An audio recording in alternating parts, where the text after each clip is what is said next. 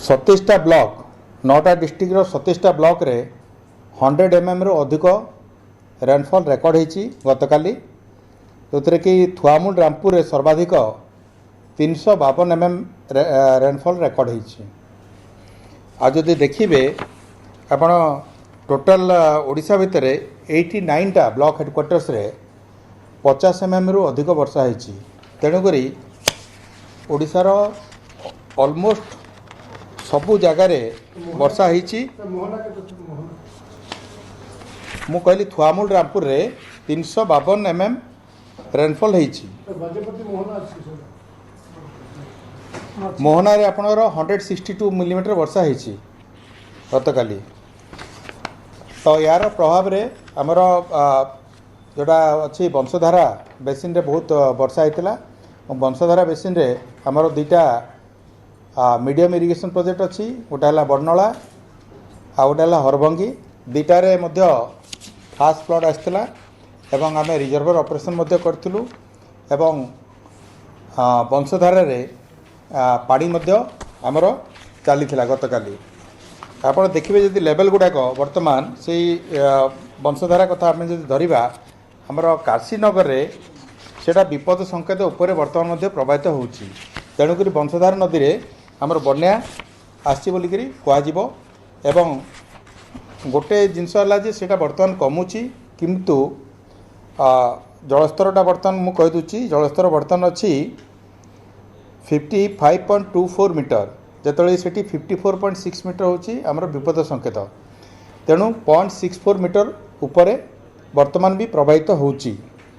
आउ एटा आमर जाइथिला maximum 56.58 metre.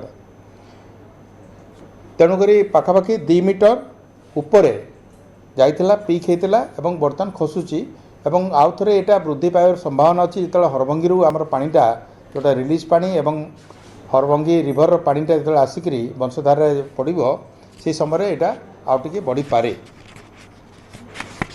तेबे यही वंशधारा काशीनगर को छाड़देले अन्य कौन सी जगार आमर नदी जलस्तर विपद संकेत उपरे नाही।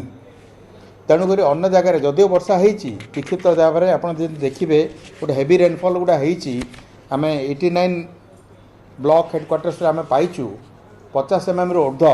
तथापि कौन सी जगार आमर विपद संकेत काशीनगर को छाड़देले कौन सी स्थान रे कौन सी नदी रे जलस्तर विपद संकेत उपरे प्रभावित होना।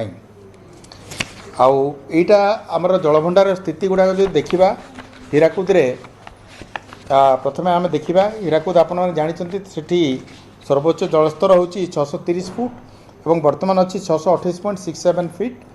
आउ आमर लक्षे 6000 क्यूसेक जल प्रवाहित जल भीतर को जलभंडार को प्रवेश करछि एवं लक्षे 82,000 क्यूसेक जल जलभंडार निष्कासित होउछि। आउ 9टा गेट खोला अछि। रेंगाली जलभंडार जो देखा जोटा ब्राह्मणी नदी अच्छी सेठी 123.48 मीटर अच्छी जोटि कि सर्वोच्च जलस्तर है 123.50 मीटर एवं सेठी 961 क्यूमेक जल प्रवेश करछि जलभंडार को एवं 698 क्यूमेक जल निष्कासित होउछि। तेबे ये जो वर्षा फल विभिन्न जलभंडार रे पार्टिकुलाली आमर कोरापुट रायगड़ा गजपति एसबू जिला गुड़ाक जोटा गुड़ाक कम थिला जलभंडार स्थिति वर्तमान से संतोषजनक अच्छी। जमती अपर इंद्रावती आमर जलभंडार 86% अच्छी, कोलाब रे 90% अच्छी, बालीमेला रे 70% अच्छी, माचकुंड रे 96% अच्छी, सालंदी रे आमर 75% अच्छी, लोअर इंद्र रे 96% अच्छी एवं अन्यान्य जगार जदि मीडियम जलभंडार कथा कहवा सेठी जोठी भी डेफिसिट थिला वर्तमान सबुठी जल भर्ती हो जाइए। आउ यार जोटा आम कहले दाक्षिणात्य जिला गुड़ा जी सब होता वर्तमान जो पूर्वानुमान अच्छी आमर जहाँ हस्तगत होती से कौन सी विशेष वर्षार संभावना नहीं आईएमडी पक्षर जोटा जारी होती।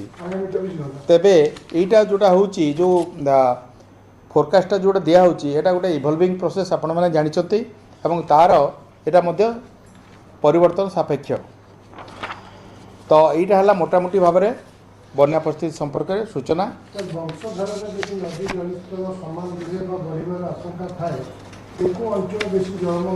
आमर काशीनगर अंचल वंशधार काशीनगर अंचल जोटा टी मानने आमर से फ्लड एम्बाकमेंट रही है और जनबसति रही